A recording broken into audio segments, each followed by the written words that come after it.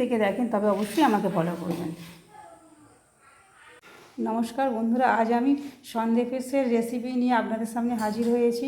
আজ আমি দেখাবো ডালের সন্দেশ। তার জন্য এখানে 200 গ্রামের মতন ছোলার ডাল নিয়ে নিয়েছি। আপনারা তো অনেক রকমভাবে সন্দেশ খেয়েছেন, ছানার সন্দেশ বলুন, বিভিন্ন রকমের সন্দেশ খেয়েছেন, কিন্তু আজ আমি দেখাবো নতুনত্ব একটি সন্দেশ, ছোলার ডালের সন্দেশ। তার জন্য কি কি লাগবে এবং কিভাবে বানাবো সেটাও আপনাদের দেখাবো। আপনারা প্রথম থেকে শেষ পর্যন্ত দেখতে থাকুন ভিডিওটা। প্রথমে আমি ডালটাকে প্রেসার কুকারে 4টে সিটি দিয়ে প্রেসার কুকারে আমি সিদ্ধ করে নেব, তারপরে কিভাবে বানাবো সেটা আপনাদের আমি দেখাবো। আপনারা স্কিপ করবেন না, প্রথম থেকে শেষ পর্যন্ত ভিডিওটা অবশ্যই দেখতে থাকুন। দেখুন, ডালটা আমার প্রেসার কুকারে সিদ্ধ করা হয়ে গিয়েছে। খুব কিন্তু সিদ্ধ করলে, বেশি করে সিদ্ধ করলে হবে না, এরকমভাবে সিদ্ধ করতে হবে। আমি 4টে সিটি দিয়ে সেদ্ধ করে নিয়েছি। গরম আছে দেখুন, মানে ধোঁয়া উঠছে গরমের, বুঝতেই পারছেন। এ ঠান্ডা হয়ে গেলে এটা আমি মিক্সির জারের মধ্যে দিয়ে পেস্ট করে নেব। তারপর কিভাবে বানাবো সেটা আপনাদের দেখাবো। আপনারা দেখতে থাকুন ভিডিওটা।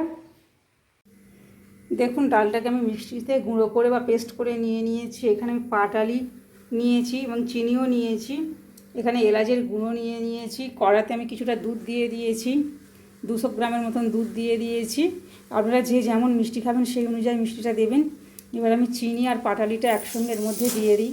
আপনারা মনে করলে এখানে শুধু চিনি দিয়েও করতে পারেন, কিন্তু পাটালি দিলে একটা সুন্দর একটা সেন্ট হয়, ওই জন্য আমি পাটালি আর চিনি একসঙ্গে ব্যবহার করেছি। আপনাদের কাছে পাটালি যদি না থাকে আপনারা শুধু চিনি দিয়েও করতে পারেন।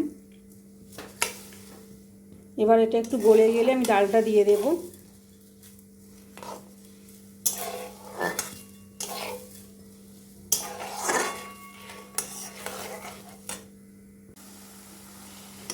দেখুন, চিনি আর পাটালিটা গলে যাওয়ার পর আমি ডালটা দিয়ে দিয়েছি। ডালটা দিয়ে এইভাবে নাড়বো, নেড়ে নেড়ে শুকনো করে নিতে হবে। এবার আমি এলাচ গুঁড়োটা এর মধ্যে দিয়ে দেব।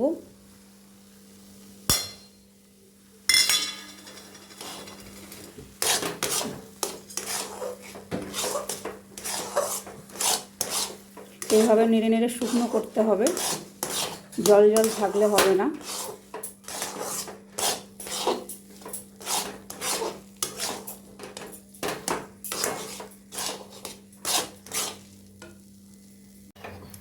দেখুন, ডালটা এইভাবে আমি শুকনো করে নিয়েছি। এবার নামিয়ে রেখে দেব, নামিয়ে ঠান্ডা করে নেব, তারপরে সন্দেশের আকারে আমি করব। আপনারা দেখুন, এখনও কিন্তু কমপ্লিট হয়নি আমার রেসিপিটা। আপনারা দেখতে থাকুন কীভাবে সন্দেশের আকারে নিয়ে আসবো আমি, সেটা আপনাদের দেখাবো। দেখুন, পুরো শুকনো হয়ে গিয়েছে। সন্দেশ বানানোর জন্য এখানে দেখুন আমি ছাপা নিয়ে নিয়েছি, এই ধরনের ছাপা নিয়ে নিয়েছি।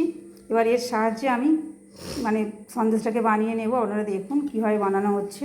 এতে আমি ঘি মাখিয়ে নিয়েছি, তবে কিন্তু ছাপটা ভালো উঠবে।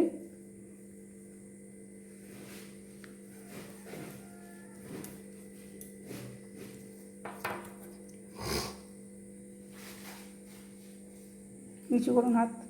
দেখুন কীভাবে ছাপটা দেওয়া হচ্ছে। প্রথমে গোল গোল করে নিয়ে ওর ভিতরে দিয়ে দিলাম। দেখুন কত সুন্দর দেখতে লাগছে, পুরো বাজারের দোকানের কেনা সন্দেশের মতো দেখতে। এইভাবে আমি সবগুলো রেডি করে নেব। দেখুন গোলটা দেখান কীভাবে করছে। দেখুন এইভাবে গোল করে নিয়ে তারপরে আমি ওর মধ্যে দিয়ে দিতে হবে। দেখুন এইভাবে সবগুলো রেডি করে নিতে হবে। এইভাবে দেখুন, দেখতেও সুন্দর লাগছে, খেতেও ঠিক ততটাই সুন্দর লাগবে। এইভাবে সবগুলো রেডি করে নেব। এখানে আরও অনেকটা আছে, এইভাবে সবগুলো রেডি করে নিতে হবে।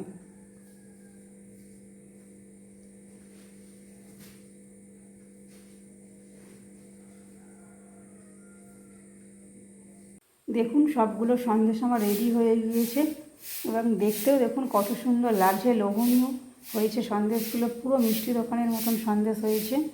আপনারা এইভাবে স্টেপ বাই স্টেপ বানাবেন, এতে খেতেও কিন্তু খুব সুন্দর হয়েছে। আপনারা এইভাবে বানিয়ে খাবেন, আশা করছি আপনাদেরও ভালো লাগবে।